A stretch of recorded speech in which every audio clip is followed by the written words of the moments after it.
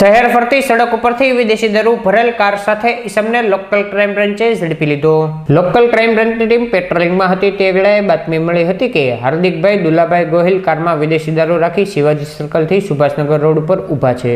જે બાતમીના આધારે એલસીબીની ટીમે દોડી જઈ વિદેશી દારૂ કિંમત ₹2.5 લાખના મુદ્દામાલ સાથે ઝડપી લઈ ધોરણસરની કાર્યવાહી હાથ ધરી હતી।